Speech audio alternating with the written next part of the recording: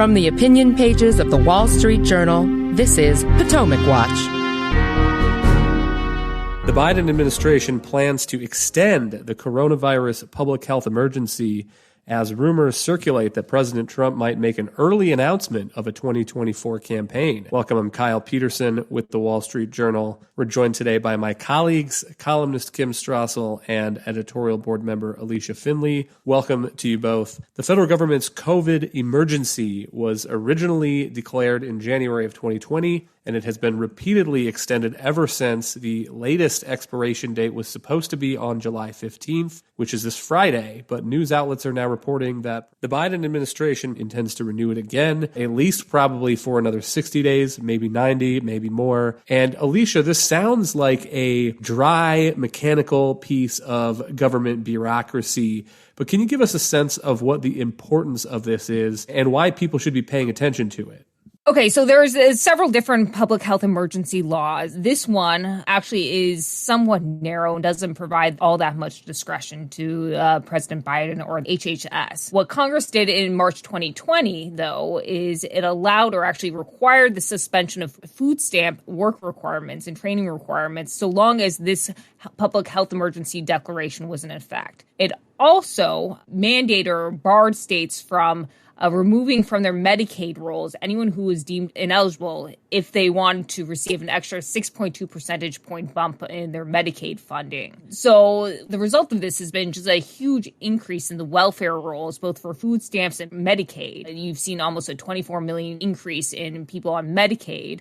Most of these are young, able-bodied people. And for the food stamp, you've seen about a 4.4 million increase. Even as the economy has improved, there are about 4.4 more million people on food stamps than before the pandemic. So this also raises concerns about, are these providing disincentives for people to return to work? I'm not so sure that that's the case in the Medicaid, but I do think that could be the case in the food stamps. But it also raises questions about, executive discretion. This public health emergency was only actually intended. Congress never thought it would go, past maybe December 2020. This was intended to be a discrete authority. And now the Biden administration keeps on extending it. And I think it maybe to some extent it provides a lesson to Congress that you don't give the executive emergency authorities because they get abused and then they get extended. But to underline the point on Medicaid, so just to repeat kind of what Alicia said, that Congress passed a bill, one of these COVID aid bills in 2020, gave states a bump in Medicaid funding if they agreed to not disenroll people who become ineligible for the duration of the emergency. And the thought process was, we're in a public health coronavirus pandemic, and we want people to continue to have access to the tests, the treatments, whatever they need. So we'll increase the federal funding, and as a condition on that, we'll keep everybody enrolled through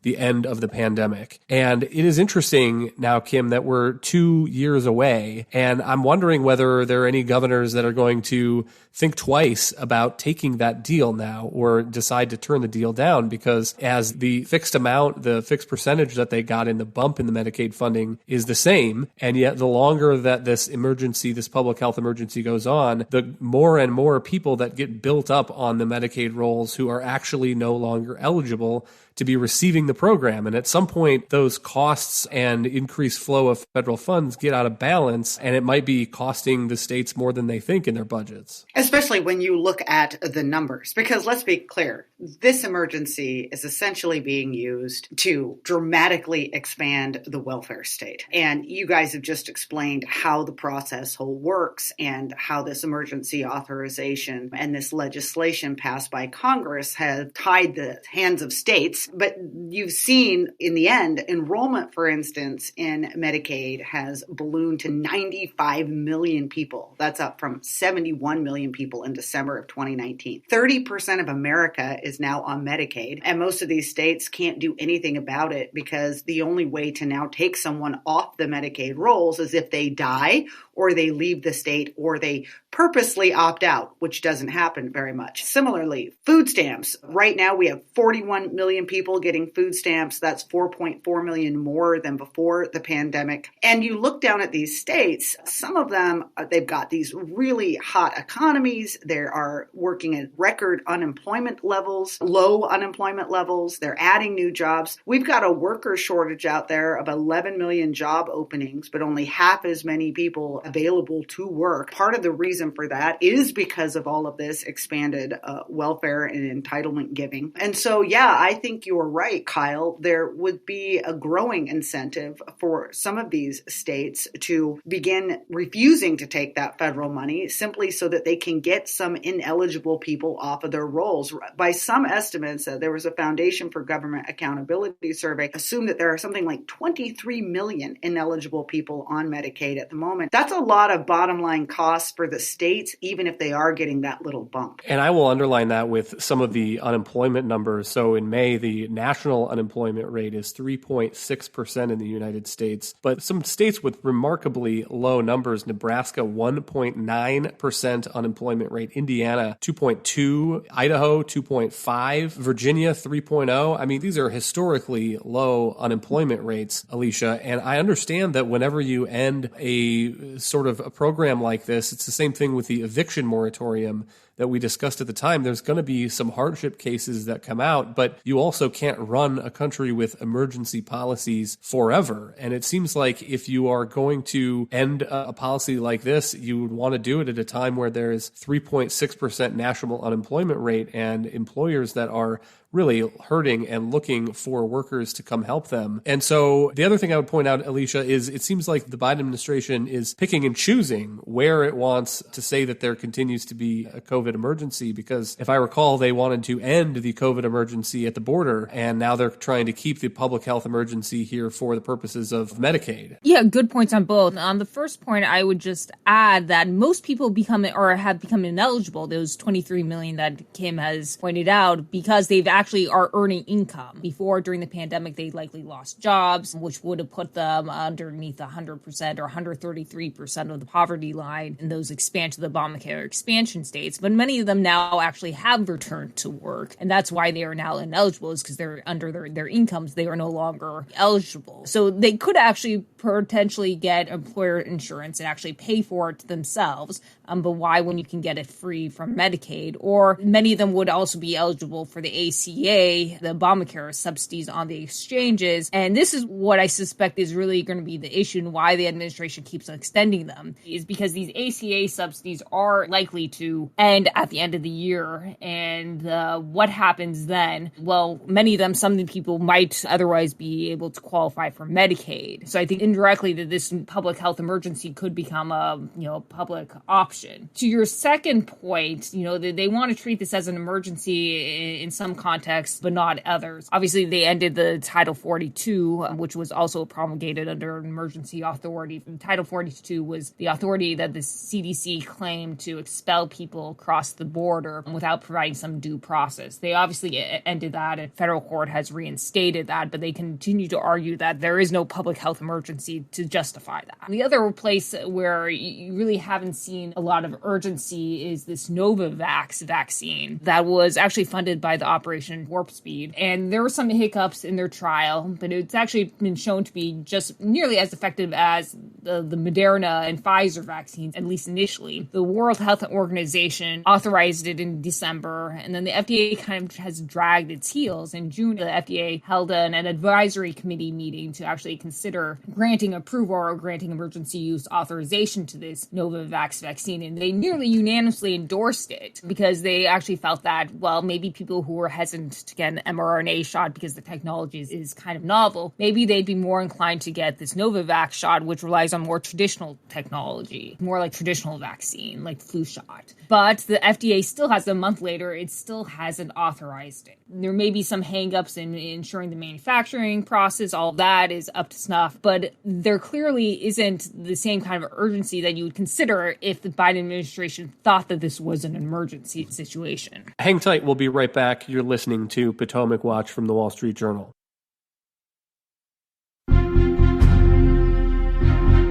From the opinion pages of the Wall Street Journal, This is Potomac Watch. Welcome back. A couple of final questions on this public health emergency issue. One is, I think there might be a broader lesson here about how the federal government runs its business. And Kim, I would point to another editorial we had from January looking at the improper payment rates in the Medicaid program. And nationally, it is about a fifth of all payments. And there's a study looking at some specific states. Ohio, the bad payment rate is 44%. In Illinois, 37%. And to be clear, again, most of this is around eligibility of people who are on the program. And so some of that might be people who are actually eligible for the program, but the records are missing, or there's no evidence in the files that the person's income was verified, or the files were not maintained. And so, Kim, I mean, we're talking about like billions and billions and billions of dollars, and we can't keep track of the records to make sure that a lot of that is clear, that it's supposed to be spent and that the money's supposed to be going where it's going. And it's hard for me when you have numbers like that, improper payment rate of 22% nationally, it's hard for me to get on board with the argument that President Biden is making that we need to build back better and we need to expand the federal government's role in all sorts of places where it is not already playing a role, including, childcare subsidies and homeowner subsidies and so forth. These are just simply shocking numbers, but I think for many Americans, maybe not shocking because it is unfortunately how we have come to believe that the federal government works, sometimes state governments as well too. And they're all the more believable because when you look around and see Inspector General reports for other programs like this. For instance, what happened with all that enhanced unemployment money that went out the door during the pandemic, the number of ineligible people who are estimated to be receiving food stamps, the list goes on and on. You also get these huge numbers of errors, the number of people who are incorrectly getting certain tax credits. It's just stunning. And the argument from the federal government and the big government types is, well, you need to let us hire more people. Well, the government has expanded dramatically in recent years, and that has not necessarily helped in any way to get on top of the waste and the fraud and the abuse. And I think the thing that's even more shocking about these numbers that you are quoting, those ones from the individual states about improper payments rates, those were for 2019. That is pre-pandemic. And there are some estimates that those numbers are much higher. And there's some evidence that a lot of these improper payment rates have gone up as programs have expanded. So since the expansion of Medicaid that came through Obamacare, some estimates are that bad payments have quadrupled. So bigger government just means more waste, fraud, and abuse. And it would seem that if government and Biden and Democrats want to make the argument that they should be allowed to continue to expand these, by the way, without congressional approval, which is another problem, that they should have to show a lot more diligence in figuring out who is supposed to be getting the money here, especially because when we don't do that, bear in mind, there's always a cost to this. And the argument from them is always just give more to more people. But there are not infinite resources, and it means we're not actually giving resources we could be giving to those who are most needy. Last thought on this, Alicia, are there other policy issues that are playing into this public health emergency decision? So if I recall right, under the old rules, Medicare had very strict rules on telehealth. And so to get telehealth services as a Medicare patient, you had to live in a rural area. You had to be dialing from a healthcare provider to another healthcare provider. And so if I recall right, one of the flexibilities of this public health emergency allowed Medicare to let seniors essentially call their doctors on FaceTime. And I get why during the middle of a coronavirus pandemic, that would be an incredibly useful thing to do. And so are there other policy issues like this that are playing into the Biden administration's thinking, do you believe, as they're extending this emergency? I actually don't think so. In terms of this telehealth coverage, I think that's a little bit of a smokescreen. In November, CMS put out a rule that actually expanded Medicare coverage for telehealth for mental health issues and behavioral health issues. So it clearly believes that it does have the authority to do so, to actually write a regulation and rule to do so, but it actually hasn't initiated it for more broadly than mental health. One question, I guess you could be a cynic in saying, well, maybe it doesn't want to do that or it doesn't want to ask Congress for explicit authorization to do that because it wants to maintain this pretext that we need this public health emergency declaration to provide telehealth coverage for seniors. Again, that's being a cynic, but you can never, lose money being a cynic with this administration. Finally, rumors are continuing to swirl that President Trump intends shortly to announce potentially a 2024 presidential campaign, which would be a very early announcement, historically early. I don't know another presidential candidate who has announced he's running before the midterms. Perhaps that has something to do with the investigations into him, as we've discussed. If he's worried that there may be a criminal case that is brought against him, he would probably rather face that as a running presidential candidate. But here's a clip we'll start with Kellyanne Conway, former Trump advisor, talking to our colleague Jerry Baker on his Free Expression podcast about what a Trump 2024 run should look like. As goes Trump 2024. I have had those direct conversations with President Trump, and my advice to him privately and publicly is the same.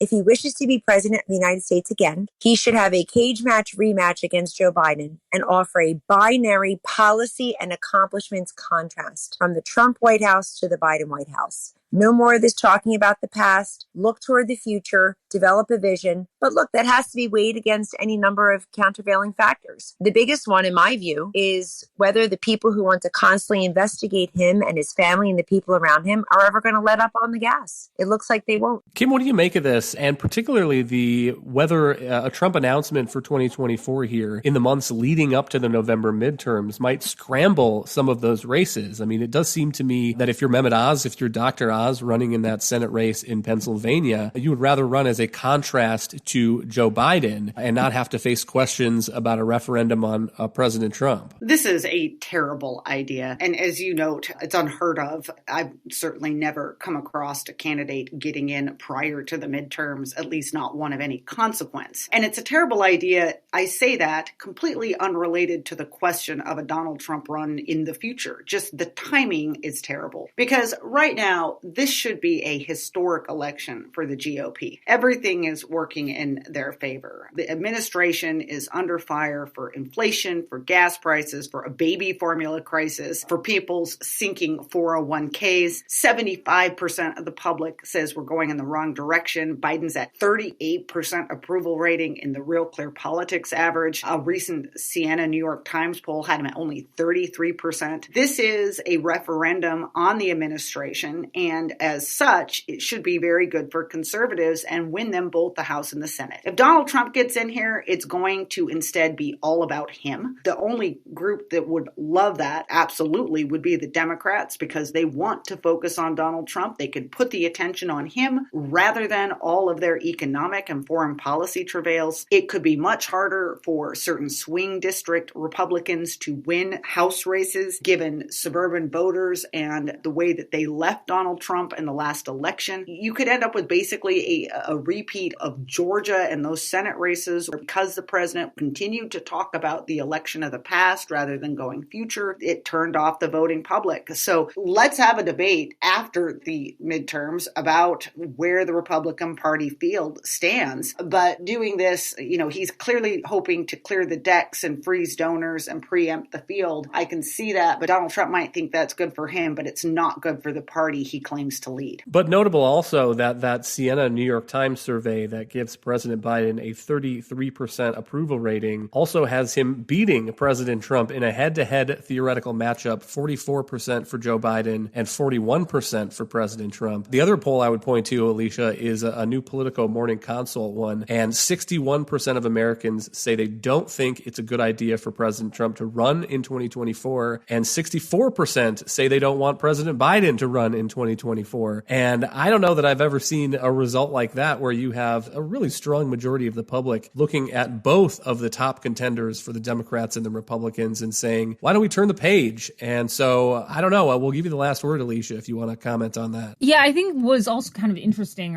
or bizarre about that poll was it actually also showed that Trump was leading the GOP field with nearly 50%. So if nearly 2/3 of Republican voters don't want him to run again, yet half of them list him as as their preferred candidate or favored candidate right now, what does that say about the field? I'd argue that Republican voters don't know enough about some other potential or rival candidates, including Ron DeSantis in Florida. He comes in second, around 21% to Trump, but we talk about him a lot and a lot of political pundits do, but maybe he just hasn't gotten his name out there. And similarly on the Democratic side, I think a lot of Democrats don't want Joe Biden to run again, but they don't know who the alternative is right now. There isn't really a strong candidate who could take his place and beat Trump or a Republican like Ron DeSantis. Kamala Harris, Gavin Newsom's appearing to be trying to make a bid. There doesn't seem to be any real contender on the Democratic side who could actually make a credible run in 2024, whether it be against Trump or whether it be against another Republican candidate. And so I think both parties are just really frustrated right now with their options or apparent options. Thank you, Alicia and Kim. Thank you all for listening. You can email us at pwpodcast@wsj.com. If you like the show, please hit that subscribe button on your favorite podcast app, and we'll be back tomorrow for another edition of Potomac Watch.